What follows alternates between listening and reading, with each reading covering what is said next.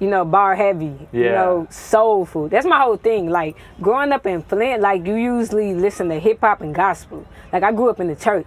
You know what I'm saying? So, like, all my music always gonna be, like, soulful. You gonna know that I'm speaking from my heart, from my soul. You know what I'm saying? Just from growing up in the choir and hearing gospel music. My mama was super religious, so gospel music is playing 24/7. Or if my mama ain't here and my brother is babysitting, then I'm hearing gangster rap all day. You know what I'm saying? Yeah. So it was just the balance of all, just all of these sounds and stories and the shit I'm seeing just, I don't know, just sparked something. You know what I'm saying? So yeah. And it also just came from the thing of like, I like doing my creative, like, cool shit, but I also like to show niggas like, yeah, I can buy some shit down if I need be. Welcome to Outside the Algorithm, where you'll find a universe of independent voices. I am your host, Samuel Patrick, aka Drift Sonics, and today I'd like to introduce you to Yoshi Vintage. Born and raised in Flint, Michigan, Yoshi has a large voice and a lot to say. In this interview, we talked about her hometown, where there is still no clean drinking water, her mindset as she moves through life, her many creative hats, and of course, the message in her music. This is our second interview to focus the mobile studio. I'm here right now. It's hot, I'm not gonna lie to y'all. And we linked up on a beach in California, had this interview just as the sun was setting in our little section of Los Angeles. If you'd like to hear more, our members have access to the full conversation, and you can as well just by clicking the link in the description. It's free to sign up, you'll have instant access, and we got a lot more exclusives on the way. Without further ado though, Yoshi Vintage. So I'm like, my voice, when I get on the mic, it's gonna project. You're yelling. Regardless, yeah, because I'm like, you gonna hear me, you know what I'm saying? I don't give a damn. I fucked up the mic sound. Y'all gonna hear what the hell I got to say. You feel what I'm saying? Right. For real. I try to make sure I give my all while I'm on stage. You know it made an impression because you were loud. You immediately, you went into a cappella, and then you did, like, your songs were you had a lot to say up there too. Yeah. Like, you seemed angry. About the injustices in the world, you know? Yeah, man, it's been crazy. So this new album is basically, like, up there. Like, it's just everything from what's been happening with, you know, folks getting killed by the police, from being from Flint to me just being a young black woman trying to find my place in this world, you know, and just trying to deal with the odds that's against me. You know what I'm saying? So when I get on that stage, it's always just to let folks know, like, you know, I might be small, but I'm strong. You know what I'm saying? You know, because I'm a tiny person. I think you said that. Maybe I did. I don't know, but I'm a very tiny person. So I try to let people in the world, like, my whole message is to let people who feel like they don't have a voice, or people who feel like they don't know how to find their confidence in standing up for themselves, just to let them know that no matter how small you is or who you are, or what you look like, you can stand up for what you believe in. You can really be you. You know what I'm saying? Fuck how everybody else feel about who you are and how you're looking and how you're talking. Like, be you, nigga, and do it to the highest extent. You know what I'm saying? So I try to push that, like, especially when I'm, like, doing shows like Carefree Black Girl. It's a lot of black women in there. I know there's a lot of women who rap too, or doing something in this industry, and a lot of odds be against you. So you gotta know, you gotta stand your ground. You can't take no shit. You gotta really walk on the scene like, fuck all of y'all. I'm here. Like, that's my energy. I'll fuck everybody. Like, I'm in this motherfucker, you know? For real. I feel that. Luckily, I feel like God gave me just this enlightenment, you know what I'm saying? So even growing up from where I was from, I was still able to separate myself. I was still able to know that, okay, this is what everybody doing, but I don't gotta be that. You know what I'm saying? I can be me and not have to get caught up in what other folks doing. But, you know, just young black men, you know, when you growing up in that type of vibe, you kind of feel like, okay, I gotta, you know, and they don't gotta do that. So it just having that conversation with him now. And he went to prison at my age, you know what I'm saying? So he remembered me being a little girl. And now he's like 36 now. And so our conversations are so dope now, because it's like, yeah, it's crazy. Because like, I'm happy you got out. He was like, because I feel like I'm talking to my oldest sister, but he was like, you're the youngest in the family. You know what I'm saying? He was like, it's dope to see you didn't, you know, slide back. So I'm so happy that he out and he working on a book, you know, and I'm welcome home. Welcome home. Yeah, That's great I'm news. Yeah, 15 years is a long time. Yeah, a very long time. And you can tell that it took a lot of time off of him. And I just been telling him, like, slow down. You know, that time is gone. You can't get it back. You know what I mean?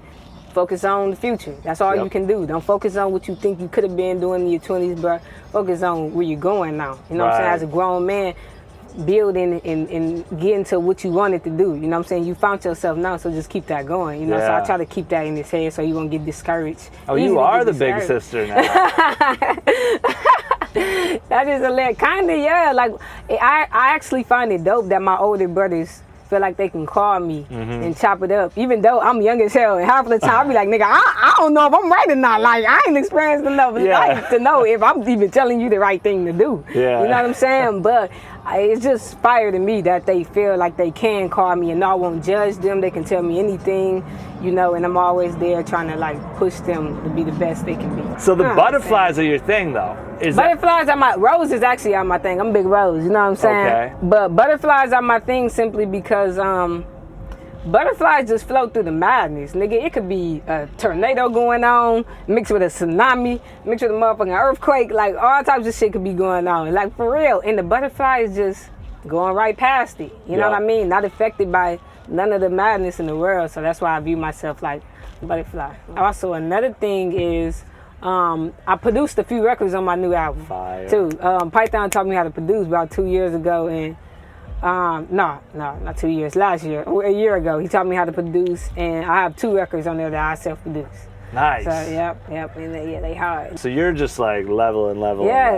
Cause I realize I know how to do a lot of stuff, but it comes down to you being like, all right, I know I can do all this stuff. Now let me just do it. Because when you know you got like hella challenge, it just make you be like, oh, I don't want to do all of that. Like, I already know how to do it. But I have to realize being the artist, you have to show people the many hats you wear. They need to know you produce. They need to know you video direct. They need to know I make my own clothes. You know what I'm saying? Like, they need to know all of that type of shit. You know what I'm saying? This is homemade? Yeah, you know what I'm saying? Something like, you know, something like. You know what I'm saying? So, like, I was like, all right, I got to just start showing people the many hats I wear. You know what I'm saying? So, yeah. Shout out to Yoshi Vintage. Huge shout out to Python P, Pack Music Group, and of course, Carefree Black Girl for making the introduction. Really enjoyed that conversation. I found it to be quite energizing. And when I circled back to edit it today, it was right on time yet again. So I appreciate the words from Yoshi. I hope some of them resonated with you as well. If you want to let us know what resonated, or if you have questions, comments, anything of that nature, you can drop it right below or hit us at LFOD Life. We'll actually be back with Yoshi next Thursday at 8 p.m. Eastern Time. That's Thursday, May 12th, 8 p.m. EST. We'll be streaming on Twitch, YouTube, and Facebook Live, and we'll be answering any questions, comments y'all have. You can drop them here ahead of time and I'll bring them up. Or if you want to pop in, join us in the comments. We can even bring folks on screen. It's very interactive. A lot's happened since this interview, so we want to give Yoshi a space to catch y'all up to speed. If you want to go deeper, you can become a member and hear the full convo right away. Just click the link below in the description. You'll also get access to all our other conversations, most recently AJ the One. We also spoke to DJ Candy Rain, Miss Hot Sauce, Cake Swag, and Lord Gold this year. We got a full season ahead, so if you like where we're headed, you want to tap in there for sure. We'll keep you in the loop. All this gets emailed right to your inbox, so you never have to worry about missing things, and it's free. So check that out. Any questions, comments, of course, let me know.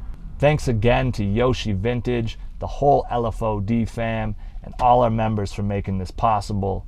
I'll see y'all next time. Peace. I feel like I'm already protected. If you ain't protected by God, then yeah, nigga, you do need to protect your energy. You feel on God. Like, I feel like I'm a highly protected person, so can't nobody do nothing to me. Like, it don't matter how much you try, you could never do anything to me. You know what I'm saying?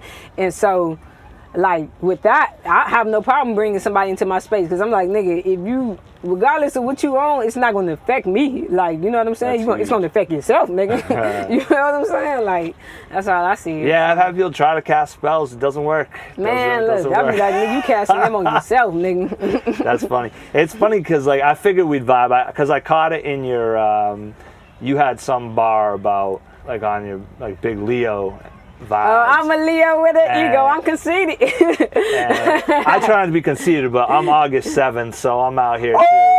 So I was like, we're going to start talking. It's going to get loud. That's why I was asking how loud you're going to get when I was doing the mic. Leo's out. That's why I fuck with Soulja Boy, man. His interviews are hilarious because he started off talking like, and then he get loud as hell and start talking crazy. And I connect with that. I connect with that. Positivity is a better movement. Let us do this. Level up and get into this evolution. Revolutionary math and music. Get us choosing everything but less excuses. Shout out to the kings and queens with everything to lose. They never lose it. There's so much glory in your story.